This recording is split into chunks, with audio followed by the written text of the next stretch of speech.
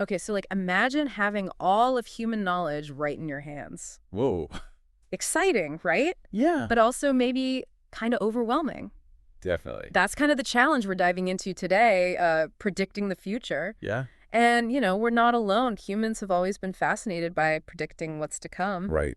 And today we're taking Nate Silver's book, The Signal and the Noise, as our guide. Great book. Yeah, so... It's true. We're wired to see patterns, Yeah. even when they might not actually be there. Oh, I like that. Think about constellations. Mm-hmm. Those are just random stars, right? But we see like shapes and stories in them. We do. It's true. But the problem is there's so much information out there now that no one could ever keep up. It's true. It feels like drinking from a fire hose sometimes. It really is. So how do we choose what to focus on? Right. How do we know if what we're seeing is a real signal and not just noise? Yeah, that's the core of prediction. Okay. And Silver uses this great example of the printing press. Back then, it was a huge leap forward in spreading information. It was. But it also meant that people could just pick and choose what they read, Oh. reinforcing what they already believed. Like those echo chambers we see on social media. Exactly. Makes sense, though. Yeah, We tend to gravitate towards what confirms our existing worldview. exactly. And that can lead to some pretty big prediction blunders. Oh, I bet. Like take the 2007 financial crisis. Oh, yeah. One key factor there was that agencies like Moody's were using data that didn't actually reflect the reality of the housing market. Oh, wow. They focused on a period when defaults were low, Okay. and that led to wildly inaccurate ratings Wow. for mortgage-backed securities. So they were kind of looking at a small piece of the puzzle and thinking it represented the whole thing. Yeah, it's just like thinking that every time you buy a used car, Uh-huh. it'll be reliable just because the first couple you bought were gems. Right. You might miss some serious warning signs. You might. So relying only on recent trends without considering the wider context can lead to those disastrous predictions. Yeah. So maybe looking at something that's more data-rich with clear cause and effect relationships might be a better example. Yeah. Silver uses baseball for that, right? Yes, baseball is like a prediction paradise. Okay, why is that? You've got all this data on players, Mm-hmm. clear rules, Okay. decades of stats to work with. So you can really see how things work. You really can. And this is where systems like Pacoda come in, Yeah. using statistics to try to project how a player is going to perform. Right, and Pacoda shows that in environments where the data is rich Okay. and the relationship between inputs and outputs is clear, Mm-hmm. data-driven predictions can outperform human intuition. So you're telling me the numbers are better than a scout's experience? It's not always a sure thing, but the odds definitely tilt in favor of the numbers. Okay, that's interesting. Yeah. So human judgment still has its place, but we need to be aware of its limitations. Especially when we're talking about fields like economics or politics. Right, where things are way more unpredictable. Way more. So are you saying we should never trust expert opinions? Not at all. But it's good to understand how experts think Okay. and how that can affect their predictions. Okay. Silver points to Philip Tetlock's research on this. Mm-hmm. Tetlock categorized experts as either hedgehogs or foxes. Okay. I'm definitely intrigued. What are hedgehogs and foxes when we're talking about predictions? Great question. Okay. So think of hedgehogs as experts who are like deeply passionate about one big idea, Mm-hmm. and they kind of apply that idea to everything. Okay. Foxes, on the other hand, are more flexible. Okay. They draw on diverse sources, Mm-hmm. they adapt their views when presented with new information, Okay. and they're comfortable with nuance and uncertainty. So they're okay with being wrong sometimes. They don't mind being wrong. That's good. Yeah. So who makes better predictions? It turns out foxes are more accurate, Really? especially when predicting complex events. Interesting. They're less likely to be blinded by their own biases, Okay. and they're more likely to consider alternative explanations. So it's less about having one big idea and more about being open to multiple perspectives. Yeah, I think that's a good way to put it. Okay. Is there someone who uses this fox-like approach in the real world? You Bet Cook Political is a great example. Oh, yeah. I've heard of them. They successfully forecast elections using both data analysis and qualitative insights. Okay. They do things like in-depth candidate interviews Interesting. to get a sense of the person, not just the data point. So they're combining like the hard data with the human element. Exactly. Okay, that makes sense. And that brings us to a really important question. Okay. Can we ever fully rely on algorithms to make predictions? Yeah. Or will human judgment always be necessary? Even with all the data we have access to. Even with all the data. It makes you wonder, right? Like, if the system can predict who will win an election, Yeah, could it also predict the weather? Well, weather forecasting is another fascinating case. it is. It's like trying to predict a system that's inherently chaotic. Oh, yeah. Small errors can snowball into big ones. You're talking about the butterfly effect. Exactly. A butterfly flaps its wings in Brazil, and a hurricane forms in the Atlantic. That's it. Silver talks about how weather forecasting has evolved from manual calculations to supercomputers like Bluefire, Yeah. which can process unbelievable amounts of data. Unbelievable amounts. But even with all that computing power, human forecasters are still crucial. Absolutely. It's not just a robots versus humans situation. Not at all. The best weather forecasts come from combining those complex models Okay. with the expertise of people who understand local conditions and the nuances of those models. So it's like humans are acting as translators, helping us to understand what the data is really saying. That's a good way to think about it. So even with all this data and fancy algorithms, a human touch is what can make or break a prediction. It's not just about the raw data. It's about how we interpret it, how we apply our experience and judgment. It really is. That actually reminds me of a term Silver uses, overfitting. What exactly is that? Overfitting is when you create a model that fits past data perfectly, but fails to predict future events accurately. Okay. It's like mistaking noise for a signal. So you're saying we can't always rely on numerical data, especially when dealing with rare events? Especially with rare events, yeah. Is there an example of that? There is, remember the 2011 Japanese tsunami? Yeah. The earthquake models at the time were overfit to a limited historical record, Okay. leading to an underestimation of the likelihood of a catastrophic event like that. Wow. So they were too focused on what had happened in the past Yeah, and didn't account for the possibility of something truly unprecedented. that's right. That's a scary thought. It is. So how do we guard against overfitting? That's where things get even trickier. Yeah. We have to acknowledge the limitations of our data and recognize that there will always be unknown unknowns, Oh. events we haven't even considered, Okay. because they fall outside of our current understanding. That sounds almost philosophical. It does a bit, right? But let's bring this back down to earth for a minute. Mhm. Silver also talks about the challenges of forecasting in data-rich fields like economics. Yeah. It's tempting to pick and choose data that supports what we already believe, isn't it? It is, and unfortunately, economists often fall into this trap. Oh, no. They can be overconfident in their predictions, Okay. not fully acknowledging the inherent uncertainty that comes with trying to forecast something as complex as the economy. Oh, man. You're dealing with human behavior after all, Yeah, and people can be pretty unpredictable. for sure. So how do we navigate this sea of data without getting totally lost? That's a question that a lot of people are grappling with. Yeah. Silver explores some intriguing ideas like the wisdom Huh? and sometimes the madness of crowds Okay. and the potential of prediction markets. Those sound fascinating. Tell me more about them. So prediction markets tap into the collective intelligence of a group Okay.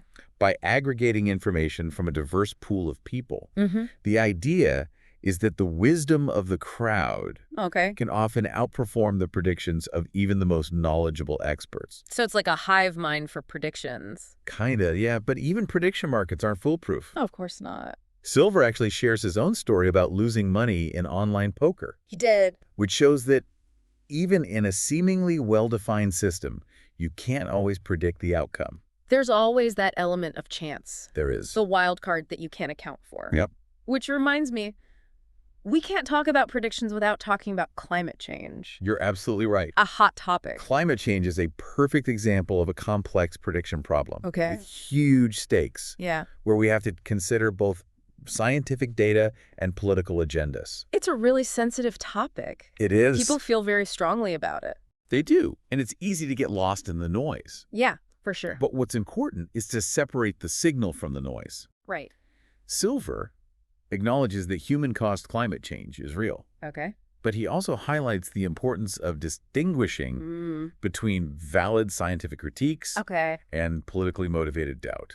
So we need to be able to tell the difference between genuine skepticism and people just pushing their own agendas. Exactly. And we need to be open to revising our predictions based on new evidence. Oh, that's interesting. For example, global temperatures didn't rise significantly from 2001 to 2011, Okay. which goes against some climate predictions. Ah. That doesn't mean that climate change isn't happening. Right. It just means that we need to continually refine our understanding based on what the data tells us. Okay, so being open to being wrong, basically. Basically, yeah. That's a great example of how even the most well-established scientific theories can evolve We can. as new evidence emerges. Absolutely. And this brings us to the idea of black swan events. Black swan events. Those are the big, unpredictable events that can really shake things up, right? Right. They're highly impactful, Mm-hmm.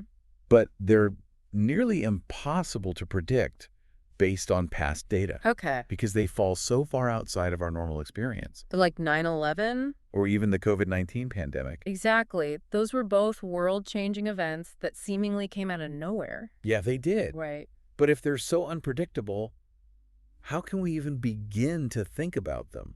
It's a huge challenge. It is. But part of it comes back to those unknown unknowns. Right. The things we don't even know to consider. It's like a blind spot in our collective vision, isn't it? Yes, exactly. And that can be incredibly dangerous Oh, yeah. because it leaves us vulnerable to events that we haven't even considered.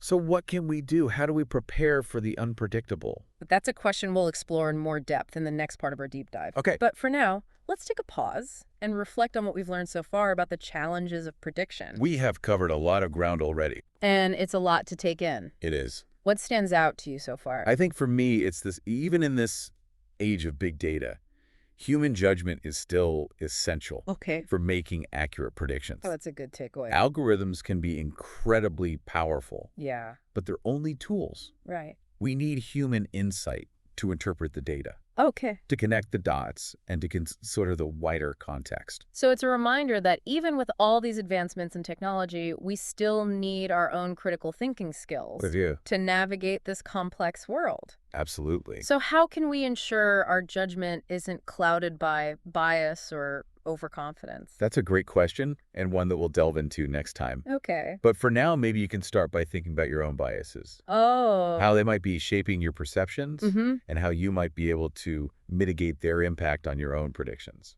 Okay, so like check yourself before you wreck yourself. Kind of, yeah. It's a good starting point. It's a great place to start honing those prediction skills. It's all about asking the right questions, right? It is. And maybe even more importantly, it's about being open to answers that challenge our assumptions. That's so important. So until next time, keep those prediction muscles working. I love that prediction muscles. Gotta keep them strong. We'll need them in top shape for our next deep dive. We will. For sure. Okay, so we've talked about those black swan events, the ones that really catch us off guard. Yeah, Silver uses the example of Pearl Harbor. right. Intelligence agencies had all this information, bits and pieces, but they just couldn't put it all together. Right. They were looking for a signal, but it was buried in a ton of noise. It's like trying to find a needle in a haystack. Exactly. So how do we deal with those unknown unknowns? Right. How do we prepare for something we can't even imagine? Well, one approach is to try and build systems that are resilient and adaptable. Okay.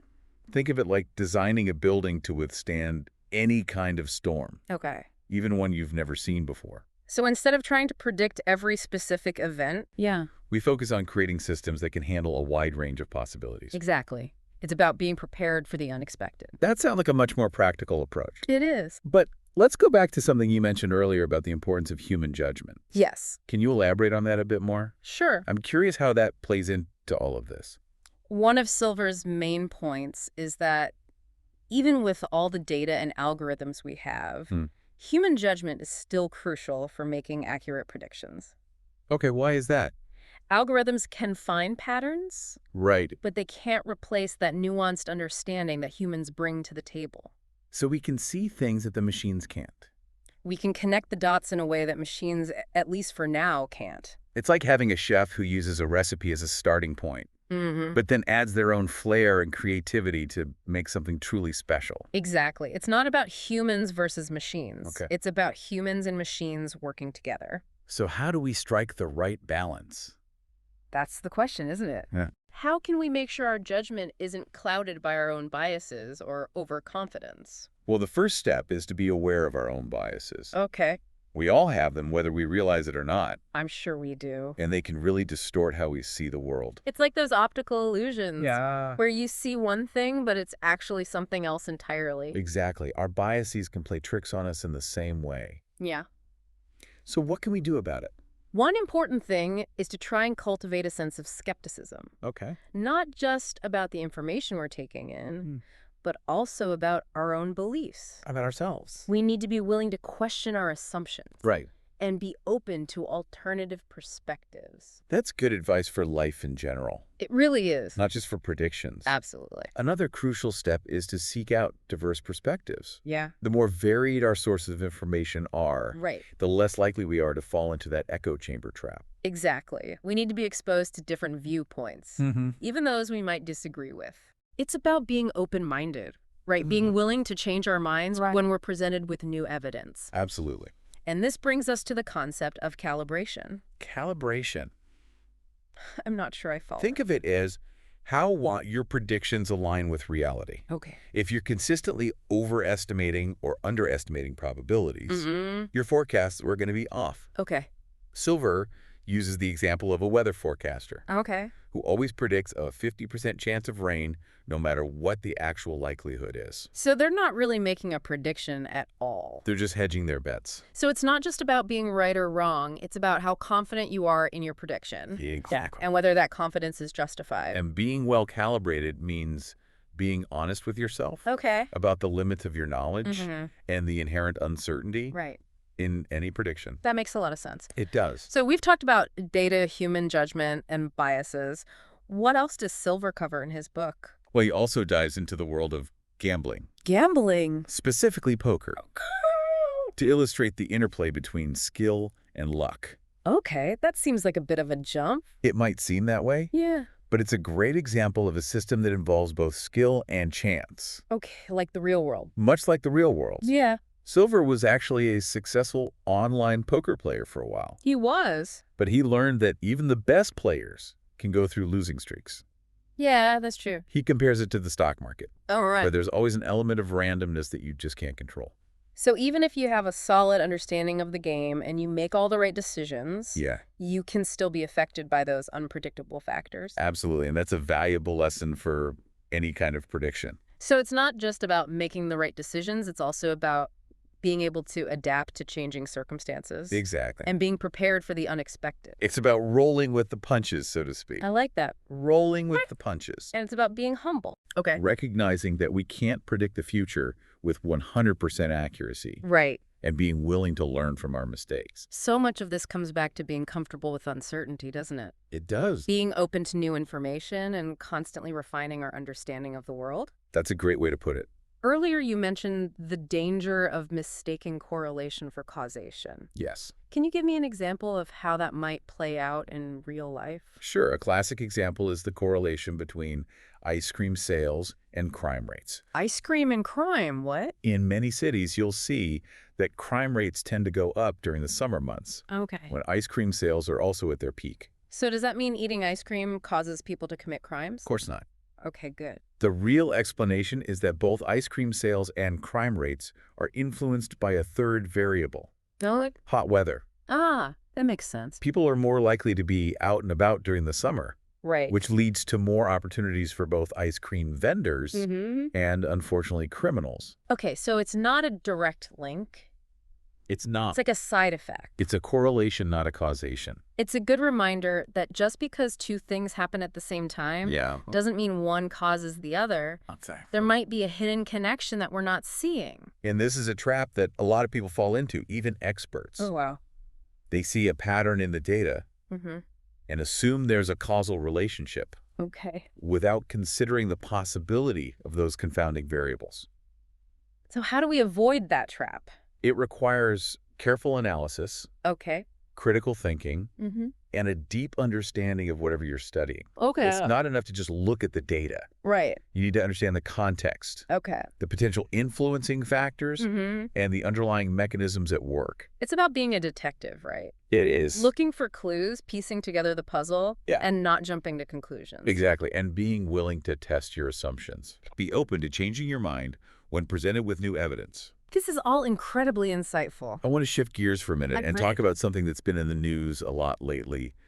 Artificial intelligence. Oh, yeah, AI. How do you see AI impacting the field of prediction? That's a great question. AI is already having a huge impact on many aspects of our lives, It is. and prediction is no exception. It's not. It seems like AI is everywhere these days, It's everywhere. and it's only getting more sophisticated. It is, but it's important to remember that AI is a tool, Okay. not a magic solution. Right. It's only as good as the data it's trained on and the humans who are using it. Right. Garbage in, garbage out, as they say. Exactly. We still need human judgment to Yeah. guide the development and application of AI Okay. and to make sure it's being used ethically and responsibly. So we're back to that balance again. Here we are. The partnership between humans and technology. Yeah. But are there things AI will never be able to predict? Are there limits to its capabilities? That's a tough question. It is. AI is evolving so rapidly, it's hard to say what the future holds. That's true. But I think there are certain aspects of human behavior, Okay. those subjective experiences and unpredictable events that might always remain beyond the reach of even the most advanced AI. Okay. Interesting. So like what? Things like intuition, creativity, Okay. and those flashes of insight that can lead to breakthroughs. Those aha moments. Yeah. So while AI can be incredibly powerful, it's not a replacement Right. for human intuition, Right. creativity, and judgment. We still need those uniquely human qualities We do. to navigate this complex world. Absolutely. And prediction isn't just about crunching numbers and running algorithms. Okay, it's more than that. It's about understanding human behavior, social dynamics, and those intricate relationships that shape our world. So it's about being data-driven, Yeah. but also human-centered. Exactly. And this brings us back to one of the key themes in the signal and the noise, the importance of finding the signal amidst all the noise. It's about cutting through the clutter, separating the relevant from the irrelevant, Right. and identifying those patterns that really matter. That's a skill that's more important than ever in today's world. It is. With so much information coming at us from all directions, All the time. we need to be able to filter, prioritize, and make sense of it all. We do. Silver's book gives us a framework for thinking about prediction, It does. for analyzing data, and for making more informed decisions in a world that's increasingly complex and uncertain. It's a valuable resource. It is. For sure. It's a book that challenges us to think critically, It does. be skeptical of easy answers, Absolutely. and embrace the messy reality of trying to predict the future. That's right. It reminds us that even when we get things wrong, Yeah. we can learn from our mistakes, Oh, yeah, indeed. strive to make better predictions next time. That's the goal. This has been an incredible deep dive. It has. But before we wrap up, I want to ask you one final question. Okay. What's the most important takeaway from all of this? Hmm. What do you hope listeners will remember? That's a great question. If I had to choose one key takeaway, it would be this prediction is a skill that can be learned and improved. Oh, I like that. It's not about having a crystal ball or being able to see the future. Right. It's about understanding how to analyze data, identify patterns, and make informed judgments Okay. based on the best available evidence. So it's about being a lifelong learner, It is. constantly refining our skills Yeah. and adapting to a changing world. Exactly. And it's about embracing the challenge of prediction, recognizing that even when we get things wrong, Yeah. we can learn from those mistakes and make better predictions in the future. It's about the journey, not just the destination. I love that. This has been an incredibly insightful conversation. It has. Thank you so much for sharing your expertise with us. It's been my pleasure. We've spent this deep dive exploring the world of prediction, You have. with Nate Silver as our guide. Yeah, great guide. We've talked about everything from baseball to black swan events, from the wisdom of crowds to the perils of overfitting. It's been a lot. We even touched on the role of AI in shaping the future of forecasting. Yeah, definitely a lot to think about. I know, I've got a lot to think about. Right. So tell me what surprised you the most in our prediction deep dive. That's a good question. Was there anything that made you rethink how you approach forecasts in your own life? Yeah, I think for me it was that reminder about the importance of human judgment, Yeah. even in this age of big data. It's so easy to get caught up in the hype around algorithms and AI. It is. And to think that they have all the answers. Right. It's like we've become obsessed with data, We have. as if more data automatically equals better predictions. Right. But what Silver shows us is that data is just a starting point. It It's is. the raw material. We still need human insight to interpret that data, to find the meaning in the numbers, We do. and to connect the dots in a way that algorithms can't, at least not yet. Maybe not yet. And that brings us back to that question we posed earlier. Can we ever fully rely on algorithms to make predictions? Right. Or will human judgment always be necessary? That's the question. It's a question that's worth pondering, It is. especially as AI continues to evolve and becomes more sophisticated. I think the answer might be that it's not really a question of either, Okay. but rather both hand. Go ahead. We need to find that balance Right. between the power of technology and the wisdom of human experience. We need to use the tools that are at our disposal, but also be mindful of their limitations. Exactly. It's about recognizing that neither data nor intuition alone is enough. It's not. We need both We do. to navigate this complex and unpredictable world. I agree, and I think that's a fitting note to end on. Okay. The challenge of prediction is not about finding easy answers. It's about asking the right questions, The right questions. being open to new information, Okay. and constantly refining our understanding. So it's a journey. Yeah. It is, not a destination. It's not about getting it right all the time. Right. It's about getting better over time. That's a good way to put it. This deep dive has really been about asking those right questions, It has. the ones you should be asking yourself as you think about predictions in your own life. That's a good point. So as we wrap up, Yeah. I want to leave you with a final thought. Okay. Don't be afraid to embrace the uncertainty. Embrace the uncertainty. Don't be afraid to make mistakes. Mistakes are how we learn. They are. The more we learn about prediction, the more we realize that it's not about being right all the time, It's not. but about getting better over time. That's right. It's about that continuous process of learning and adapting. And who knows, maybe with a little practice, you'll even be able to predict the future a little bit better yourself. You never know. You never know. Thanks for joining us on this deep dive. Thanks for having me. Until next time, keep questioning Keep exploring. and keep those prediction muscles working.